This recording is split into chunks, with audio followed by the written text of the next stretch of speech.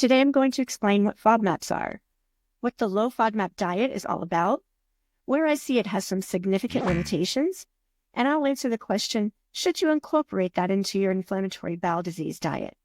In addition, I'll give you some important nuances to consider that you won't find anywhere else. What are FODMAPs? Why is it important that you know about them? When it comes to inflammatory bowel disease, this is especially important to understand.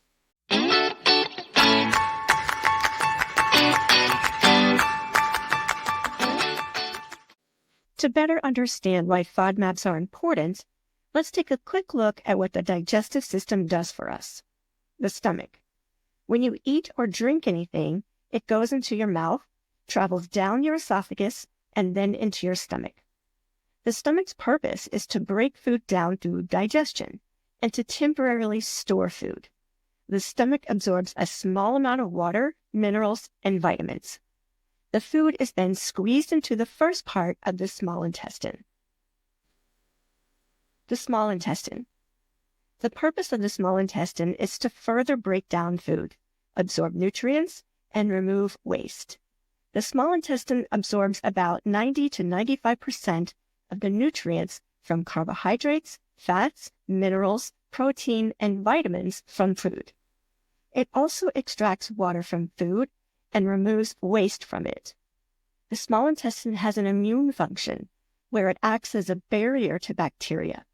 Lastly, the small intestine produces hormones that help with digestion and energy regulation. The food is then moved into the large intestine. Large intestine. The purpose of the large intestine is to absorb water and electrolytes from undigested food to produce and absorb vitamin B and K through the gut microbiome, to neutralize acidity caused by fatty acids, to create antibodies that help prevent infections, and to form and move stool into the rectum. And the rectum holds stool until defecation, in other words, until it is pooped out. What is important to understand is that for people with IBD, there are places within the digestive system where there is healthy tissue, as well as diseased tissue with ulcerations. When tissue becomes diseased or scarred, it can no longer perform its vital functions of nutrient and water absorption, hormone production for digestion and energy, be a bacteria barrier, neutralize acidity, or create antibodies to prevent infections. Only healthy tissue can fulfill its vital role in your digestive system. So if the digestive system capabilities are reduced due to tissue damage from IBD or even food intolerances, then you need to understand which foods are difficult to digest, ones where you have intolerances, and both of which can cause symptoms to get worse. Which brings us to FODMAPs. They are a group of fermentable, short-chain carbohydrates of 5 different sugar categories that are found naturally in foods, which the small intestine absorbs poorly and are difficult to digest, which can trigger digestive symptoms in some people with gut issues like IBD. When these sugar categories are not absorbed in the small intestine, they tend to travel to the large intestine untouched and pulling water with them as they go, creating a feeling of fullness, pain, diarrhea, and sometimes even constipation. When FODMAPs reach the large intestine, they serve as food for the gut bacteria, causing gas and distension of the abdomen. A low FODMAP diet has been shown to decrease symptoms by up to 75% for bloating, pain, diarrhea, constipation, mood changes, and fatigue. If you're going to follow this diet, it is important to work with a registered dietitian with experience in IBD. Do not attempt this on your own, as the biggest risk for you would be malnutrition, and that is something that we want to avoid. The low FODMAP diet is only intended to be used when you are having flares, not for when you are in remission from IBD. According to Medline Plus, carbohydrates, or carbs, are sugar molecules. Along with proteins and fats, carbohydrates are one of the 3 main nutrients found in foods and drinks. Your body breaks down carbohydrates into glucose. Glucose, or blood sugar, is the main source of energy for your body's cells, tissues, and organs. Glucose can be used immediately, or it can be stored in the liver and muscles for later use. So let's dive a little deeper into what FODMAPs are. FODMAP is an acronym. Let's start with the F. F is for fermentable. The F in FODMAP stands for a carbohydrates in the sugar category of fermentable. Fermentable carbohydrates represent all foods that your gut bacteria feed upon, converting them into gases and a chemical process called fermentation. Fermentable carbohydrates are sugars that bacteria in your large intestine break down, which causes the release of gas and other byproducts. So, if you have Crohn's disease, there is a likelihood of tissue damage in the small intestine. Any nutrients from food that does not get properly absorbed by enough healthy tissue in the small intestine will move on to the large intestine, where it begins to ferment and create, for example, gas. For the 2 years before I was diagnosed with Crohn's disease, when I'd eat, my stomach would swell up like a basketball. It would be painful to even touch it. This was my very first symptom of IBD. I knew that there was something wrong, but none of the doctors could identify the issue, even after a ton of testing. Now, I understand that the significant tissue damage in my small intestine meant far less of what I ate was getting absorbed. Instead, it simply passed through to the large intestine, where it fermented until my stomach swelled so much I looked like I was 8 months pregnant. Not to mention the impact of inflammation from a disease I was completely unaware of at the time. Some examples include beans, onion, garlic, apple, cabbage, dairy, wheat, and oranges. We must remove the peeling of any fruit or vegetable we eat from the safer foods list. This is because when it comes to IBD, we can no longer digest that outer peeling. Now let's talk about apples. They are high in insoluble fiber, which is a fiber that has a strong structure and does not disintegrate when you put it into a glass of water. Apples are difficult to digest and can trigger IBD symptoms. Even apple juice from putting an apple through a juicer that removes most of the fiber is something that would likely not be tolerated by someone with digestive issues because of the high level of fructose. Now let's talk about wheat. There is a food item called seitan, which is a wheat gluten protein source that resembles the texture of meat in many vegan processed foods. Wheat is a high inflammatory food, high in FODMAPs, and can worsen IBD symptoms. It contains gluten that increases inflammation. Wheat is one of the big 8 allergens noted by the United States Food and Drug Administration, the FDA. In 2021, another item was added to the list that's now referred to as the Big 9. So, if wheat is out, what is a substitution? One alternative to wheat, and there are many, is cassava, or sometimes it's called yucca root. It is gluten-free, reduces inflammation, low in FODMAPs, is a prebiotic, which means that it feeds the probiotics. It's autism approved, and most interestingly, is a hypoallergenic food. I want you to know that there are ways to prepare beans, the legumes, so that they can be digested properly without causing as much inflammation. And this matters because beans are an excellent source of protein, which we need in our diet. And there are parts of the onion and garlic plant that you can eat cooked that should not cause you problems. All apples, cabbage, dairy, and wheat are out. Oranges can be prepared in a way to cause less of an issue.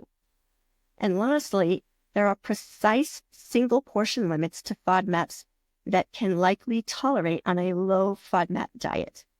The single portion limits cannot be overlooked. It is an important part of successfully navigating the low FODMAP diet. The O stands for oligosaccharides. The O in FODMAP stands for carbohydrates in the sugar category of oligosaccharides. They are highly fermentable, soluble plant fibers known as prebiotics, which feed the beneficial bacteria in your gut. Examples include, under the category of galacto-oligosaccharides, it's a subcategory, examples include legumes and pecans. Or if you're in the South, maybe pecans. As mentioned before, there are ways to prepare the appropriate legumes so that they can be digested properly without causing as much inflammation. And unfortunately, pecans are out. Under the fructans subcategory, examples include garlic, onion, and wheat. There are parts of the garlic and onion plant that you can eat cooked that should not cause you problems, but wheat is still out. The D stands for disaccharides. The D in FODMAP stands for carbohydrates in the sugar category of disaccharides.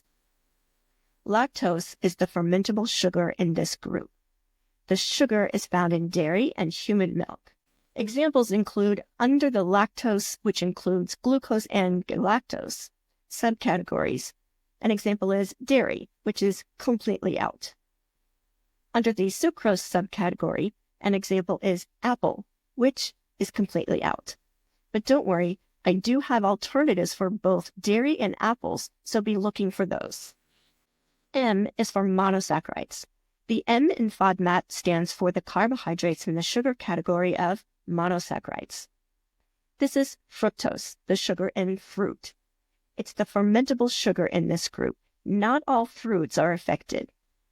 Examples under the subcategory where the ratio of fructose is greater than glucose. Examples include grapes, pears, pineapples, cherries, and oranges. Under the subcategory of galactose, we have oranges again. Remember, from earlier in this segment, oranges can be prepared in such a way as to cause less of an issue when the right single portion size limit is used. The A in FODMAP stands for and, merely so that the acronym can make something easier to say and therefore remember. It's very clever. So now we move on to P, the polyols. The P in FODMAP stands for the carbohydrates in the sugar category of polyols. These are sugar alcohols that humans can only partially digest and absorb in the small intestine. They are commonly used as artificial sweeteners and also found naturally in some fruits. You might be asking yourself, if I have ulcerative colitis and not Crohn's disease, then why would I bother with learning about polyols at all? Here's what you need to know. All humans have a difficult time digesting polyols in their small intestine, not just people with IBD. And today, we learned that if something doesn't get properly absorbed in the small intestine, what's left moves on through to the large intestine, and it sits there and ferments. So examples under this subcategory of sugar-free diet products include artificial sweeteners and diet soda, where both are out. Under the subcategory of natural sources, examples include peaches, cauliflower, bell pepper, which are out.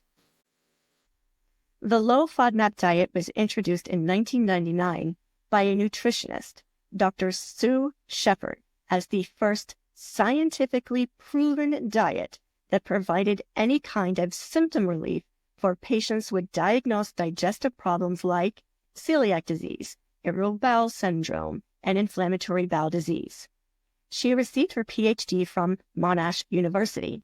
Since then, FODMAPs have been extensively studied by the Department of Gastroenterology at Monash University in Melbourne, Australia, providing guidance on each applicable food item within the 5 sugar categories. Periodically, updates are made, so be sure to stay up to date with new findings from the Monash research on FODMAPs. The 3-step protocol, according to Monash University. First, the elimination phase. Adhere to a diet focused on low FODMAP foods while restricting high FODMAP foods for a limited time. Ideally, This should be done with a nutritionist or a dietitian to ensure that all of your nutritional needs are being properly met. As a side note, on average, this phase lasts approximately 4 weeks. However, flares can last from days to months. This should be considered based on your specific flare at the time. Second, the reintroduction phase. Gradually reintroduce higher FODMAP foods back into your diet. This process takes time. Go slowly so that you can properly gauge which foods are tolerated and at what amount. This stage is crucial because it will allow you to eventually eat a much more varied diet over time. And third, personalization phase, or as a registered dietitian said, the liberation phase. At the end of this diet, you'll have a better understanding of what foods that you can comfortably tolerate and which are best avoided. There are 3 types of carbohydrates: sugars, starches, and fiber. Proteins and fats, such as oils, are typically not researched since oils are fats. They are not included in the FODMAP research. Other items not included also are things like fresh and dried spices. When zooming out to look at all of the possible food choices that you have, keep in mind that FODMAPs are highly focused on only the 5 sugar categories. Food items outside of those need further research for consideration to include or exclude them from your IBD diet. In my research, I have found that there are 2 different categories of food in this regard, what I call immediate and delayed. First, the ones that produce an immediate reaction for IBD, such as bloating, pain, gas, cramps, diarrhea, or even constipation. Immediate can be within 44 hours, 8 plus 36, given the amount of time that it takes for food to digest.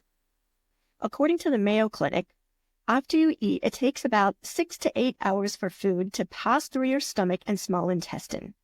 Food then enters your large intestine, the colon, for further digestion, absorption of water, and finally, elimination of undigested foods. It takes about 36 hours for food to move through the entire colon. So, 8 hours for the stomach and small intestine, plus 36 hours for the colon, equals 44 hours for a food item to go through the entire food digestion process. Foods with an immediate reaction are clearly foods that your body is telling you to stay away from. I firmly acknowledge that different people at various times in their lives will have an immediate reaction to one food where someone else won't. That's not the issue. The personalized experience approach to the immediate category of foods is a great approach. Consider only adding a new food item in the reintroduction phase when both conditions have been met. 1. At least 48 hours have passed since the reintroduction of a new food item, and 2. There have been no observable reactions to any food items in the last 48 hours. This means that if you are actively in a flare or having a current reaction to any food item, wait until you are observably symptom-free for at least 48 hours before reintroducing a new food item. You can use my Tracking Impact from Specific Foods template to help you keep track of when a new food item is reintroduced and what the observable reaction was, if any. To add a layer of complexity to this, food allergies can show up at any time. A food item that you've eaten every day of your life can suddenly become toxic to your system. Think of it like bee stings. They won't bother you for years, until one day you suddenly become allergic to a sting when you find out as you go into anaphylactic shock and can't breathe as your throat closes up. Another complexity to this is the difference between you being in an IBD flare or in remission. Foods that cause an immediate reaction during a flare might be okay for you during a remission, when you are no longer experiencing symptoms. Here's what I want you to understand. The real issue is with the second category of foods, the ones that either do not create an immediate reaction or have none at all. Some foods create a slow burn impact. As humans, we generally only feel it when it has already created so much damage that we are in real trouble before we even notice. Inflammatory foods can fall into this category. Sometimes it takes so long for that inflammation to build up before we experience an adverse reaction. Even then, how do we know which food item it is? Which one is the culprit? When it takes weeks, months, or even years to create a problem big enough to get our attention. Perhaps subjective experience is not the best approach for foods that don't create an immediate harmful reaction. Just because something feels good in the moment does not make it okay to put into your body. There could be harmful effects that you are unaware of at the time of ingestion. Here is how I incorporated the low-FODMAP diet into my overall diet for IBD. The important concept that seems to be left unsaid when talking about the low-FODMAP diet is that it is only addressing 5 carbohydrate categories of sugars. You have to understand that the research of these 5 sugar categories of carbohydrates is important work.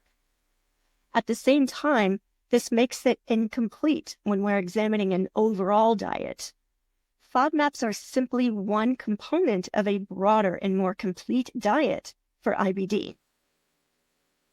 I incorporated the low-FODMAP diet, but I removed foods that they suggested, which were ones that actually caused inflammation, especially gut inflammation. I also researched foods that were beyond just the 5 sugar categories of carbohydrates and expanded my options. After all of this research, I was left with over 250 of what I call safer foods. Also, the beginnings of substitutions list for foods that were out, but I still wanted that flavor profile.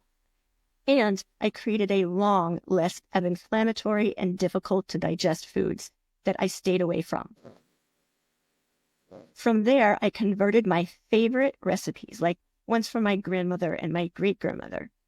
This worked most of the time, but with a few colossal failures thrown in for good measure that were just absolutely impossible to convert. Then I started experimenting with the creation of new recipes using the safer foods and substitutions identified during my research. This was the impact that it had on me. After being released from the hospital when I was first diagnosed, I was bedridden and had to lay completely flat for a solid 4 months. To even try to walk to the bathroom meant that I was sweating all over, exhausted, shaky, lightheaded, and that was just to get to the door. In the beginning, I was really frustrated because there was no single place that I could go where all of my food needs were met. Once I realized that I had to conduct my own research, it was a painstakingly slow process. When I'd have spurts of energy, it was usually in 15-minute increments of me sitting up in bed with my laptop, reading medical journals and taking notes. Over time, I forced myself to sit on the couch for those research sprints. Eventually, I compiled enough useful information that I finally trusted what I could eat and I understood what I shouldn't. I still had flares, but my health was improving. At the 1-year mark of taking the biologic prescribed by my gastroenterologist, I had my first colonoscopy last week since the diagnosis. I am happy to report that my colon has no visible signs of ulcerations or long-term damaged tissue. I could not believe it. It took a minute to sink in because that was not an outcome that I was expecting. The doc said he still has to do histology of the biopsies where they look at the tissue under the microscope and look for presence of inflammation or active disease. But as far as he could tell, the difference between what it looked like at diagnosis compared to now was nothing short of remarkable. I put this down to 2 factors. 1, the biologic medication clearly is working for me. And 2, strict adherence to the diet that resulted from my research had a positive impact on my Crohn's disease. Now, the doctor won't be able to say that I'm in remission until it's confirmed with more tests like an endoscopy. But I can say that my colon, at least, is in remission. And that feels pretty good to me. This is IBD Vegan. I'm your host, Alexis, and I want you to remember, it is possible to become more educated, resilient, and feel empowered for a better quality of life.